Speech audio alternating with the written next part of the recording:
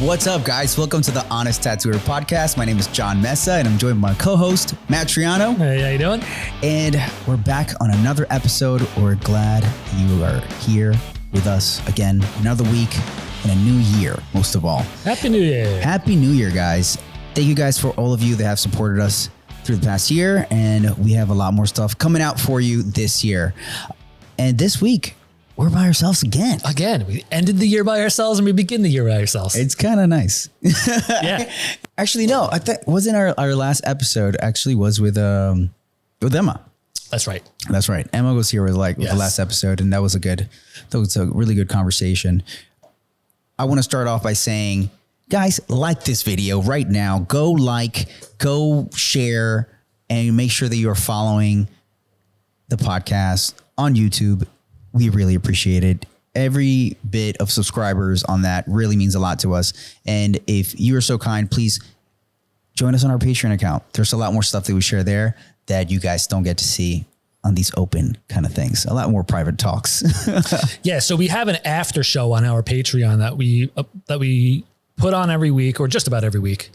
And lately it's really been the before show.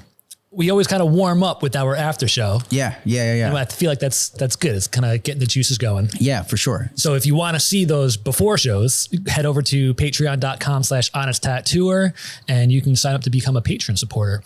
Every week, we like to thank anybody who has jumped on, who's a new patron supporter. And I'm trying to find the name of the person. Oh, you know what? I don't even need to find it because I remember. Metal Fingers is the latest patron. So thank you very much, Metal Fingers. That sounds better. Thank you so much, Metal Fingers. We appreciate you. Yes. And everybody else's supports. Thank you very much. Oh, yeah. Anyways, the first thing we wanted to talk about, ever since all this Ink Master shit, man, I've been getting such a solid mix of positive, but extremely negative fucking people out there on the internet. And it's wild. The balls that it takes, and not just me, a lot of other people that, were on the show with me, the balls of some people, the kind of messages that they'll send them just blow my fucking mind, dude. Just blow my mind. I mean, that's what happens when you become a celebrity. Yeah. Right. And it's now, is it everybody, or is it just the people who kind of made it to the end, or oh man, somebody like Joel or Joel. So is he getting any kind of hate? I didn't hear much from him. I know that Aaron got some hate just from the one episode that he was on, in the very first episode. They're like, oh, he sounds really cocky just because they used one clip of him saying I thought my tattoo was the best. They took this little clip. In real life, he said this. He says you really think your tattoo was the best? It's well, even if it's not, I should feel like I am, because why would I come here if I didn't think that my stuff was good? But of course, they're not going to show you the whole context of what he said. They used the money grab clip. He's like, oh, that's good. That's good. Let's put that on. People forget, man, that one, we're people, and some of us, can handle the pressure or the messages better than others. But I have some friends that have sent me messages of them feeling really bad, because of some things that people say to them. And it's dude, don't be a dick on the internet, because one, you could hurt somebody's feelings, or two, you could come with somebody like me who's going to troll you right back and be a fucking asshole. Yeah. Which I have perfect skills to do that. And on a personal anecdote, I had somebody send me a really rude message, and all I had to do was click to see who the hell they were. And usually if it's just a person that's not a tattooer, just a fan of the show, I'll be nice to them. I'll comment really nicely on something that they say. But if you're a tattoo artist and I go look at your page, man, and none of your work has anything good about it that I can say, or anything that you're saying can hold based on your expertise and your knowledge, man, I'm going to fucking rip you a new one, because the balls you have to try to throw shade at somebody when you can't even do nothing, that's insane to me. That's just classic insecurities, that they're just jealous of projecting, dude. Yeah, dude. Classic projecting. So it's whenever that happens, man, it's it's on.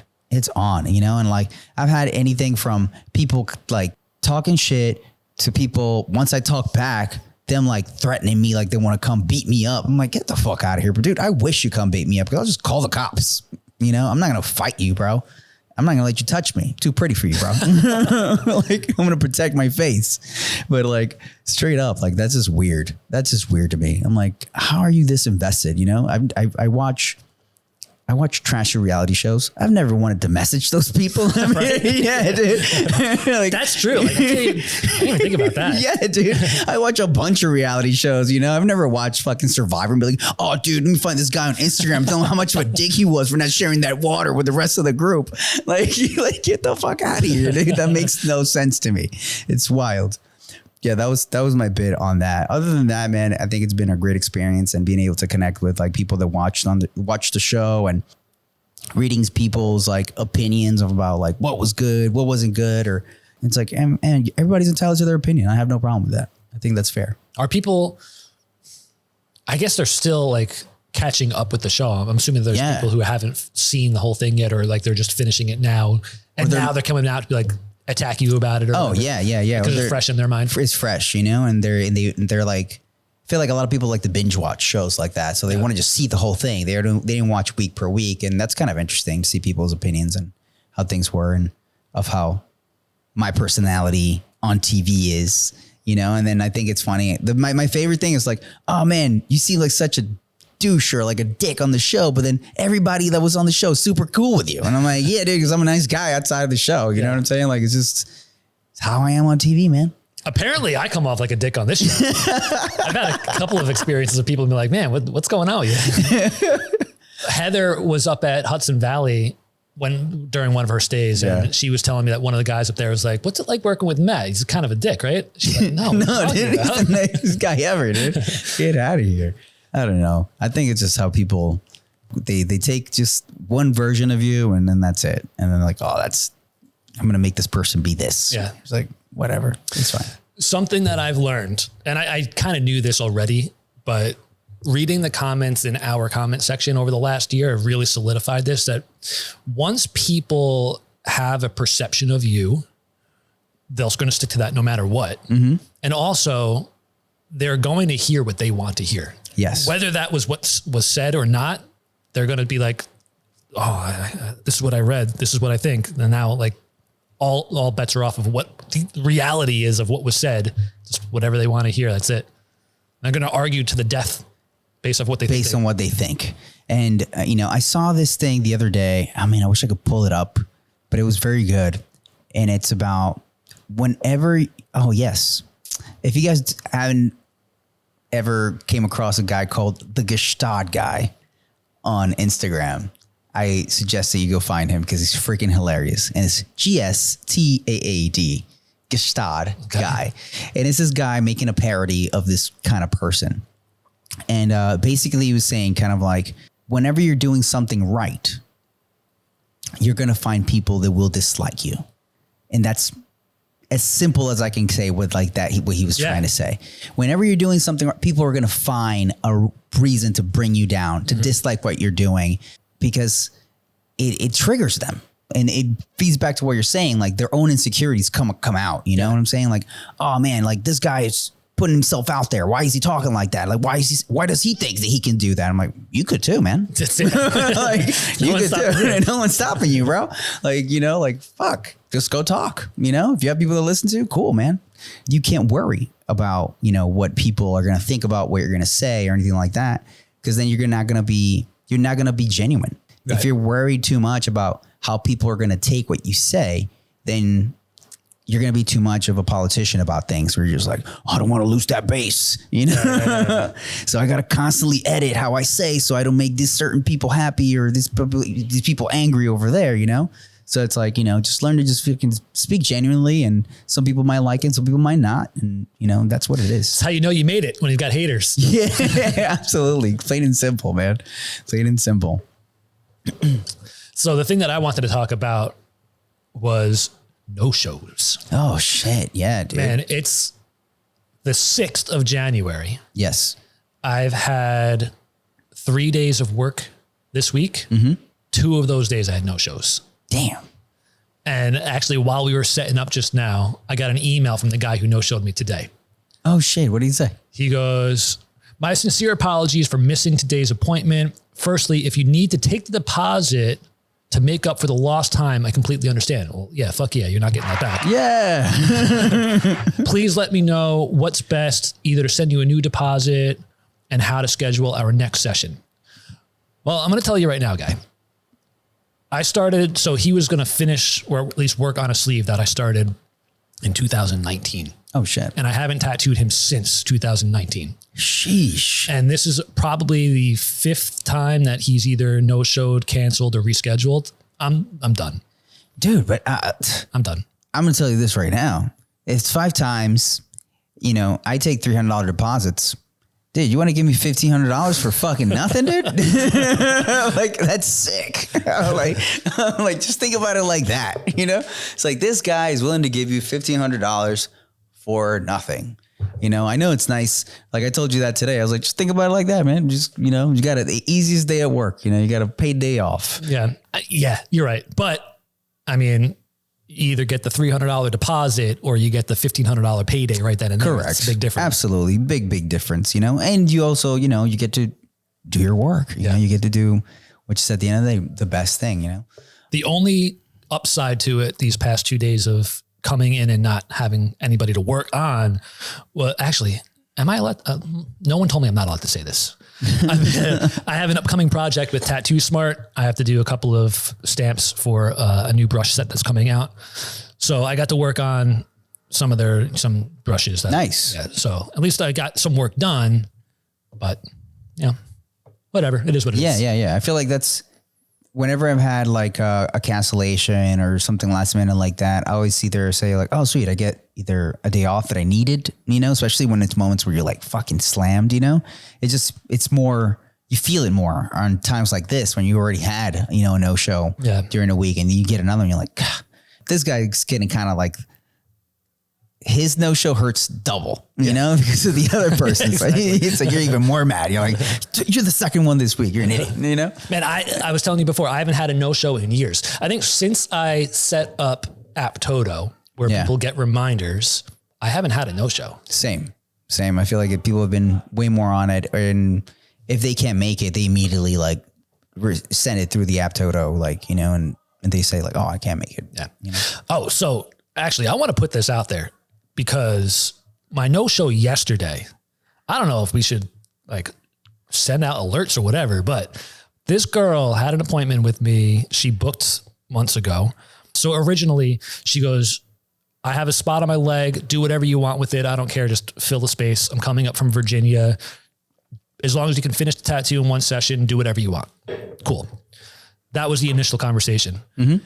The beginning of December, she emails me again to follow up. She goes, hey, I still want to come for my appointment. You can still do whatever you want, but I changed the placement to my chest now.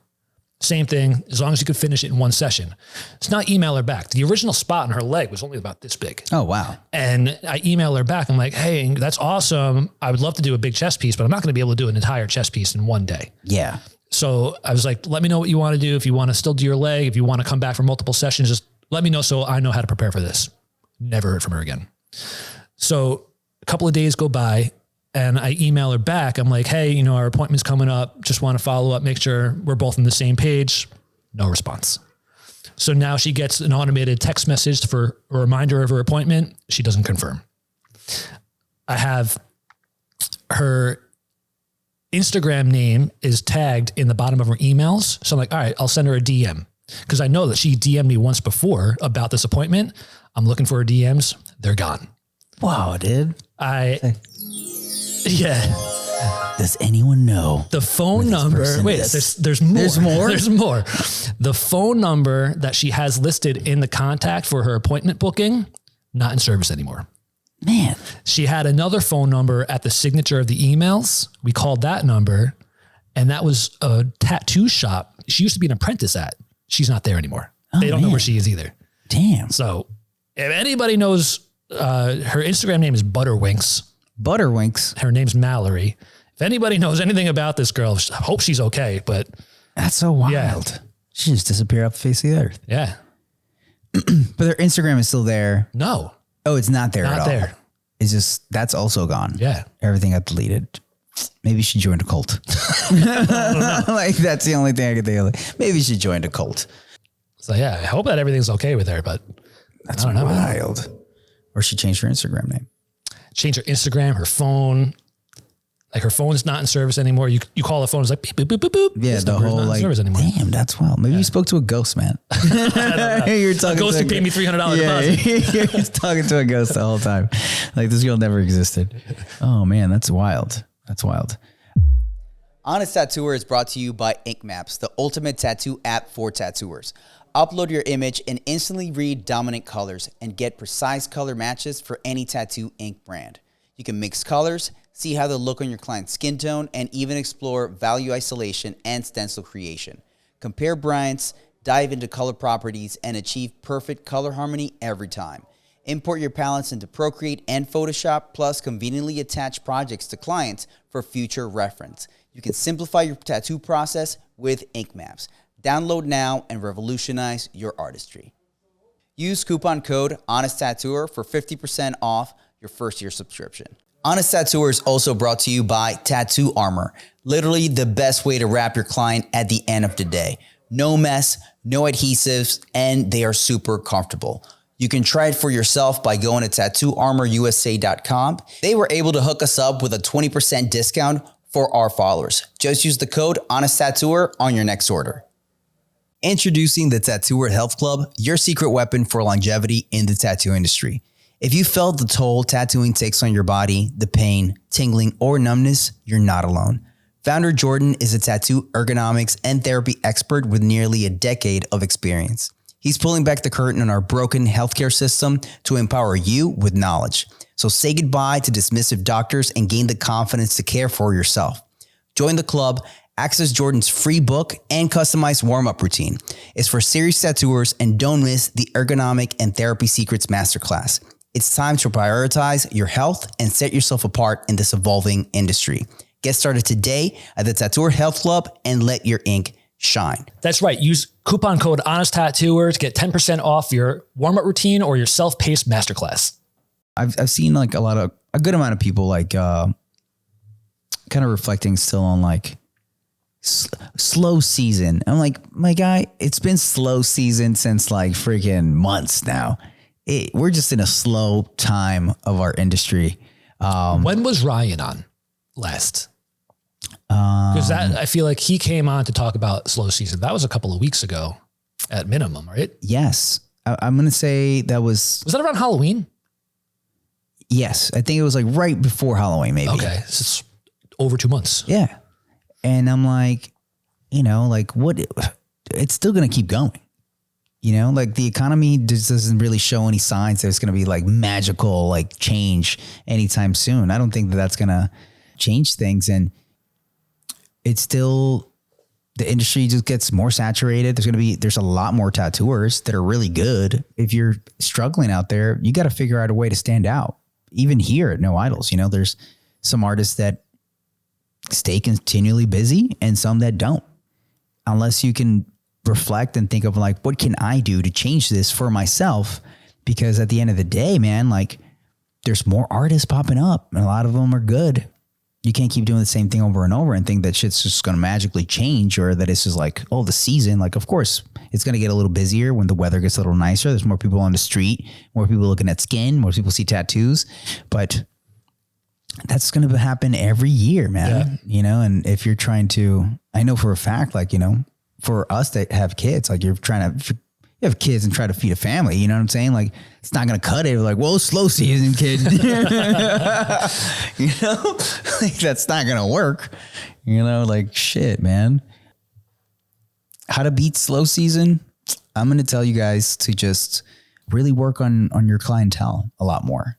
I feel like those are the people that are going to take care of you for the rest of your career. Keep building your clientele. Something that we talked about in what will be the after show is like, all of my clients have my number, they can reach out to me. I know that sounds crazy to a lot of you guys, but they all have it. Why not, dude? I'm not a fucking A-list celebrity, dude. I'm just a tattooer, man. I feel like that's what a lot of tattoo artists got to wrap their head around. You're not special. I'm sorry. You're not special, my guy. Like, no.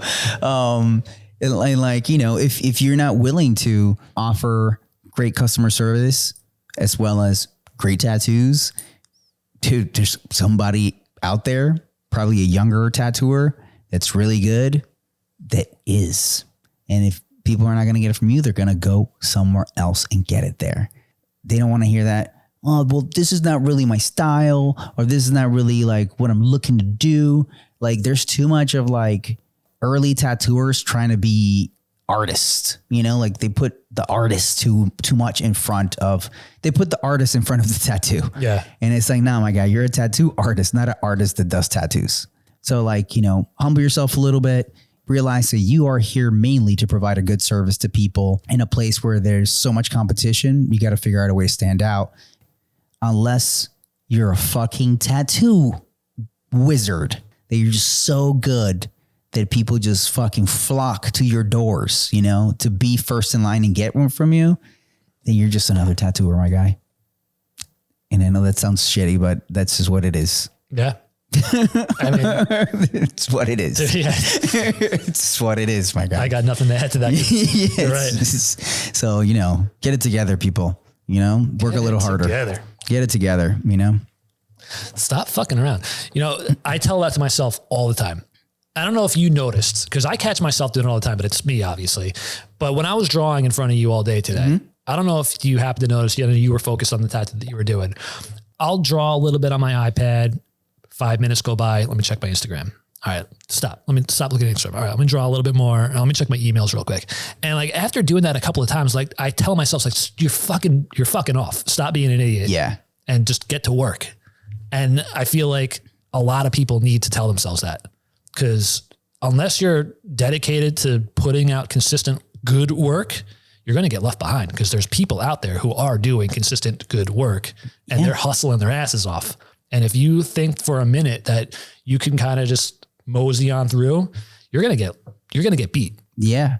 And like, you know, exactly what you're talking about, dude. Like, you know, you're trying to draw, but then like your brain is going like, oh, fuck, check your Instagram. Fuck, check your email. Oh, you got a text from your wife. You got to respond. Then that sidetracks you completely. Yeah. My dude, there's somebody out there that's popping Adderall, dude, and not breaking concentration for 6 hours. Like just going, dude. Like, you know, I was talking to a few people, non-tattooers, and they were talking about siblings in school and dude, I feel like half of the people that are going to college right now, they're fucking on something. They're on some kind of Adderall or focus medicine so they can just stick to it. Yeah. You know, and get it done. I'm not advocating to use anything, but that's what people are doing. Dude. That's what you're competing against, because people are using performance enhancing shit to be able to compete in the marketplace. And then you just got to play in your head, I'm so excited. Yeah, dude. It's wild, you know? One thing they got advertised to me the other day on Instagram was like a clock. And I was like, what is this? And I was like, it was like a little timer clock, where basically it was like a little round thing. You turn it to increase, like, you know, it's like a cool timer, you know, it's like a step up version of like the old school, like crank timer that goes ding, you know, but it was a cool, like a cooking timer. Yeah. Kind of like but it was like a very cool version of it, magnetic. And it was like all of the whole ad was like, you ever find yourself getting distracted and blah, blah, blah, blah. Use this timer, set it, but like, I'm going to work for 45 minutes, turn it on, put it right by there. Don't stop working until you see the timer, you know, go. Yeah. Something is a visual aid like that sometimes helps you stay on track on things. If you give yourself a timer, like for me, if I have my client right there with me, you know, I'm like, oh fuck, stay drawing until you like get it done. Cause it's like, they're right there, they're waiting. So there's like that sense of urgency. It doesn't give me stress, but I'm like, I know that I'm like here to perform, you know, it's like, it's the time to do this. Talk about marketing a product that people don't need, right? Yeah. Like I got There's a timer on your phone. There's a timer on your phone. But I feel like, you know, it's like, if you see a timer on your phone, you're like, oh, maybe I should grab my phone. Or what if there's you're right. You know, or if like the timer's on your phone and you're looking at it and then you get that little alert and you're like, oh man, I need to grab that, you know? Yeah. So I feel like it's a way to kind of like, I mean, there's also clocks on the wall. Yeah. Yeah. But I feel like lately we've been heavily going backwards on certain things. Like I saw a product today that was like, add this to add a keyboard to your iPhone, like to add a physical keyboard to your iPhone. If you want it to feel like an old BlackBerry from back in the day, you know? And my favorite comment on there was like, Steve Jobs is turning in his grave right now. Like he worked so hard for people to get rid of that, and some company just made one. But it's like sometimes, you know, some people do like a physical touch. You know, I know there's people that miss having like the home button that they could touch and they don't want to slide and stuff like that. Yeah. So I feel, boom. Ooh. So talking about staying on track, we discussed this a little bit a couple of episodes ago where someone asked us how to manage life. And I've been thinking about that ever since that question came to us. Oh yeah. So I typed into ChatGPT everything that I've been doing. Like, this is the time that I wake up. This is the time I got to put my kids in the bus. This is the time I leave for work. This is how long my commute is. These are the days I work and how long I work for. And everything, all the side projects that I'm doing. Yeah. Threw it all into ChatGPT. I said, hey, make me a calendar. Like, make me a weekly schedule that I can stick with and still have time to hang out with my family and do whatever kind of fuckaroonery that I want to do. Mm-hmm. And man, this thing gave me the perfect layout of what I should do for how long and still give me time to have a life outside of work. It's perfect. Damn. So good. Damn. See, little things that you can use ChatGPT for. I lately have been using it. I'll basically write a caption for my reels. And after I finish writing it, I'm like, I give it back to I'm like, rewrite this and optimize this, you know, so it's better for reach, engagement, SEO, and all that stuff. And it rewrites it, and it still sounds very close to what I want it to sound like. And the more that I teach it the way that I speak by, like, you know, writing as I write, then I can just be like, hey, write this in my style. And I have this one chat that I've been using for a really long time now. So it has that memory of like all of the information that I've been giving it. So it's gotten way smarter. Okay. That's, so how does that work though? So if you have one chat that you keep changing the topics on it, it doesn't get confused? I don't. Whenever I'm using different things, I use different chats. Okay. You know, so I have one chat that's called like a social media expert. Okay. You know, and that's the whole basis of using ChatGPT and creating your own GPTs, which I still haven't done because I haven't had the time to like start creating a very specific GPT, but I've been doing it just like that, where I just like have anything that has to do with social media, it's in one. And anything that has to do with the podcast, it's a different one. I got it. Whenever I have a random question for it, you know, like if I'm doing something, instead of like going to Google, I'll just put it in ChatGPT and I'll ask a question. And will you have all those questions in the same chat, or would you start a new one for a new question? Yeah. If it's for a new question, like I'll just start a new one, you know, usually when you go to the page, it'll just start a new chat as default. But if I know that it's about social media and it's for like, tattoos, I'll do one. If it's my one for like a fashion related thing, I'll do a different one, and it knows based on the past information. Even like when I write descriptions for certain things, like, you can give it like a model. So you can say like, oh, this is the format that I like. Remember this format. Mm-hmm. And then you can say later like, hey, this is the information and I want you to rewrite this based on the previous format, and it'll know. Right. And then it'll so much faster. Yeah. Just easy as hell. It's crazy how smart it's getting and how fast it's going. And like, I think we were talking about it the other day about like how it understands emotion. Mm. And that's the part that's weird, you know, like it understands like a little bit of like if you say, hey, write that and make it a little bit sad or make it happy. Yeah.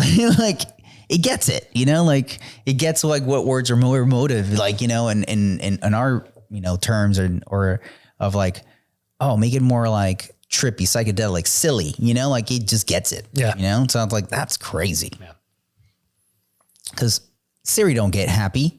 You know what I'm saying? Siri doesn't understand what happy means or sad or mad, you know, or anything like that. But GPT knows. GPT knows. I'm trying to remember what I actually did tattoo this week. It was early. Oh, man. So wait, was it Tuesday? I almost had no tattoos this week. Oh, shit. And Tuesday, I originally had... I'm remembering this now.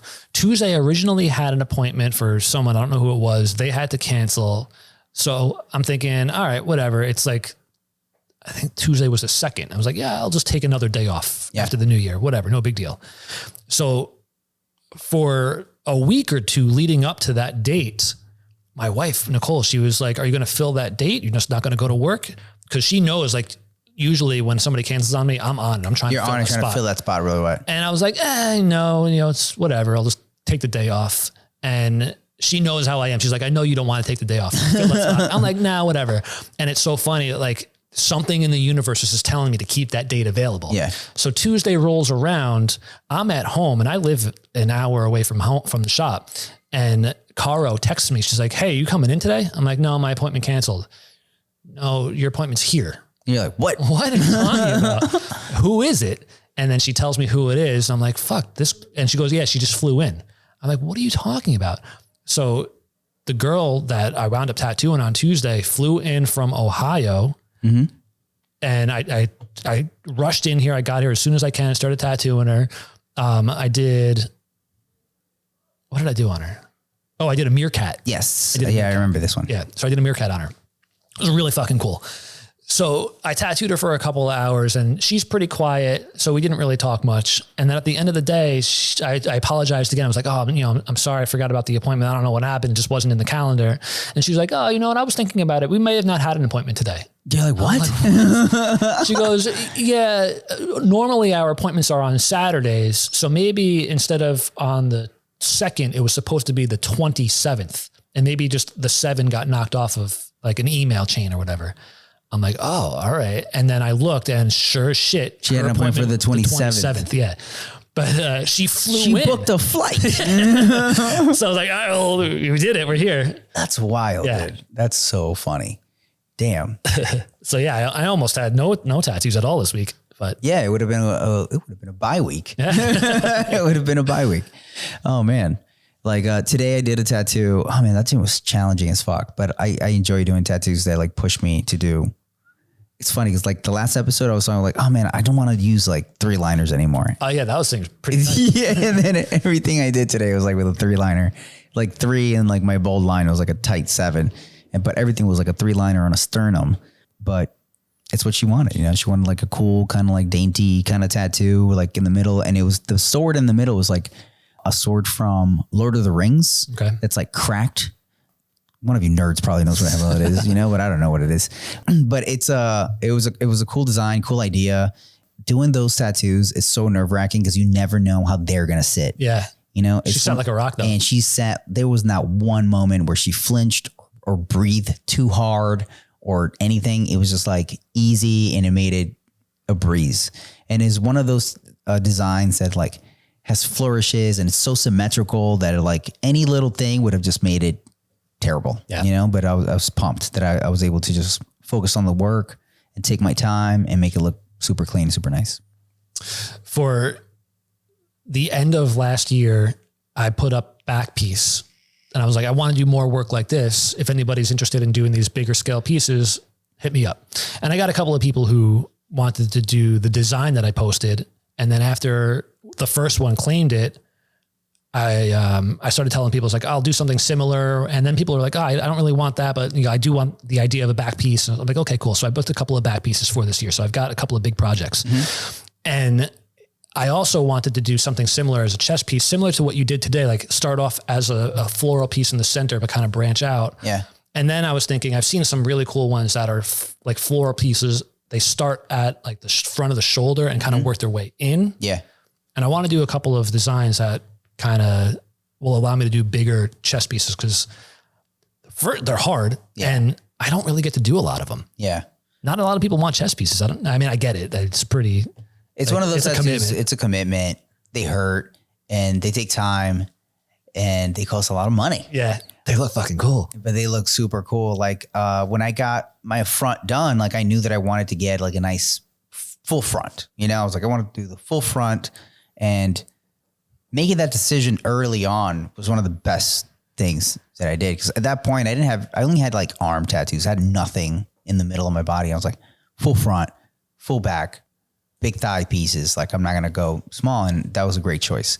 And it's like, if you're a tattoo collector or if you're a tattooer that has clean space on them, like I think that's one of the best choices you can make. Like, you know, go to an artist you really like, respect, want to learn from, and go big. it's the equivalent of going to school. It's the equivalent of going to school, you know, go get tattooed somebody with a lot of knowledge they can pass on to you and you can just learn from them. How do you feel about the look of, imagine a traditional sleeve. So you've got pieces scattered all around, but that as a back piece. I've seen things like that on certain people where it's like a lot of different little kind of pieces put together and it looks cool. I feel like the only times that I appreciate it and thinking that it looks good is when it is a composed like flash, like piece of flash that everything is placed. Has at least a little bit of symmetry to it. Yeah. You know? Yeah. Has like a little bit of symmetry to it. They're like it looks very intentional. This, even though you have individual pieces, it's still like one cohesive piece. Yes. It was planned. Like even if every piece was done little by little, which reminds me of like the piece that I worked on yesterday, which I started a sleeve. It's going to be a sleeve of these, there's 5 deities, but we're going to do 4. And it's a snake. No, it's a tortoise with a snake tail, a tiger, a dragon, and a phoenix. I did this before on a female client of mine, and she got these 4 deities with like their Asian symbol. I think it's Japanese symbol. Like she did like, they represent like north, east, southwest. So she got them in, you know, same in her body, on her body in these spots, right? Mm-hmm. This guy wants them on his arm, but still same, like, you know, like these have to go where they're supposed to be. Like one represents like, you know, it's like fire, earth, water. They'll represent all those things as same as the directions and stuff like that. And when we started the sleeve, we only did the tiger. But the first thing I did was do a really rough sketch of where every piece was going to be. Right. And then after that, I asked them, we can start, these are the ones that are going to overlap. These are going to go behind these 2 in these different spots. So which one of these 2 are you willing to start? So like we started with the tiger, which was like, we started a sleeve on an inner arm, but it makes sense based on where everything else is going to be. Mm-hmm. And you don't necessarily have to start a whole sleeve, like doing the full line of everything, as long as you have the plan. And in a situation like that, where if you're trying to do a back piece, even if it's something that you're going to put together little by little, just having like a very rough, like just layout sketch of like, oh, these were the things are going to be like, now it makes sense of how I'm going to build this. So it ends up looking like that. Yeah. Then it works. You know? I'm going to make a comparison like I always do that has nothing to do with tattooing and probably nobody else can relate to, but it's like laying out tile. Oh, right? Shit. So when you're laying tile out, you want to do a rough layout. Like let's say you're doing something easy, like a backsplash on your kitchen counter. You want to lay it out on the counter itself and plan out for where's your outlets, where's anything else that you might have to cut around. Your ends, you don't want to have like the left end be a full tile and your right end have a half a tile. Like you want to make sure that everything is laid out perfectly before you start doing one tile at a time and gluing it on. Yeah. Because you're going to get to the end. If you don't plan it out, you're going to get to the end and sure as shit, you're not going to be perfect, or you're going to have to cut something out in the middle of your whole layout. And you want to plan it out first. Same thing with a back piece. Just think of yourself as a tile and grout guy when you're designing the back piece. It's funny because like one thing that it's like when you're doing, when you're hanging up a bunch of frames on at a wall in your house, you know, like the best thing to do is put them all on the floor and rearrange them. You're like, oh yeah, I'm trying to get all of these to fit together and keep a nice shape. It's better than if you put them on the floor and lay them out than if you like start just hammering them on the floor. And then you're gonna end up with a bunch of fucking holes in there that don't make no sense, you know? It always works out that way. But man, I love tattooing tigers. I love tattooing Japanese stuff. If you guys want to get that stuff from me, please come. You know, I'm down to do anything, always. But the stuff that I like, it's what I like. It's where my passion lies. I think a good way to wrap this show today would be to reach out to you guys and just say, this is going to be this would be kind of considered our second season of Honest Tattooer, you could say. Yeah. You know, and we want to bring you guys more things, and we really like to know like what kind of things you guys want to hear about, what you guys want to, who you guys want to see on the show. We have some people already lined up this year, starting off pretty much next week.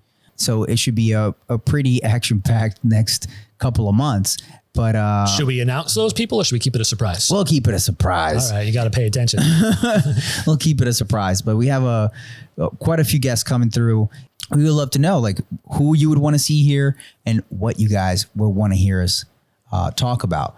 Not just, we know that a lot of the guys that are listen to the show are like a lot of new tattooers that are trying to get, information about technical things about tattooing. But I can tell you guys this much.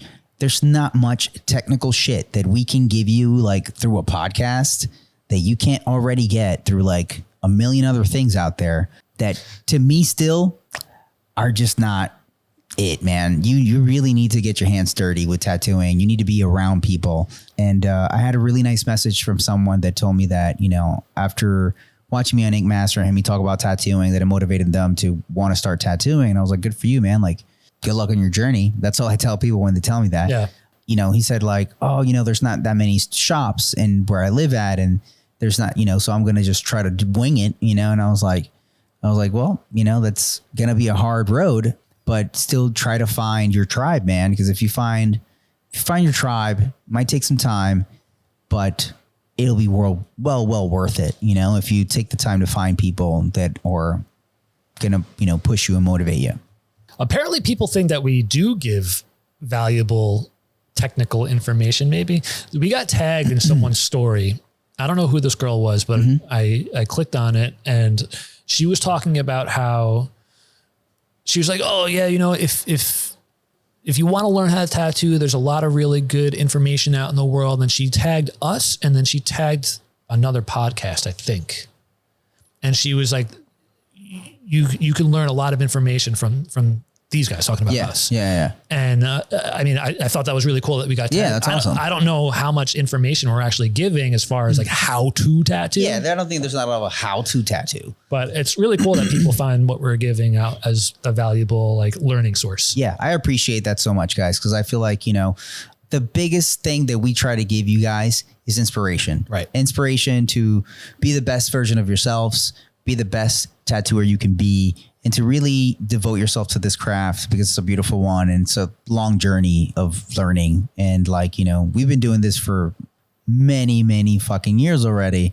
And I still feel like I'm learning a lot from both people that I work with and old timers, as you could call them, Yeah. And it's crazy because I've been tattooing for 17 years and I'm not an old timer. So like, think about you guys that have been tattooing for like 3 years to 5 years where you are to the people that are old timers. Yeah. You're just a baby guppy. Yep. You're a hatchling. You still have a lot to learn. Yeah. If there's one closing thought that I could kind of give everybody is that you should never think that you've learned it all, right? As much as you think that there's so much more to learn and you should never stop progressing. And honestly, the moment where you think that you're the best that you can be, you're done. Why even try anymore? Why even try anymore? Right? That's where you're going to, I think it was, I'm going to misname who this person was. I think it was a famous painter or sculptor. And he was at his deathbed. And the saying is that, oh man, I'm so sad that this is the end of my life. Because I just started feeling like I was starting to figure it out. And how old was he? He was like an old man. Yeah. He was like, been doing it for so long. I'll try to find out who the hell that was. But like, that was just so inspiring to me. I was like, man, did that his whole life. And towards the end of his life, he was like, I felt like I was starting to get it, and now my life is over. But I feel that way like every couple of weeks, every couple of months, I feel like something new clicks. Yeah. And like, I've been tattooing just as long as you have. And I remember thinking 10 years ago, I was like, oh man, I'm really starting to figure it out now. And I still just starting to figure it out. I'm starting to figure it out right now. But I feel like, man, that's what you guys should feel like. Hopefully for the rest of your career, like you're constantly on the search to find a better version of yourself. That's all that it is. So with that, have a great night, guys. Night, guys. Take care.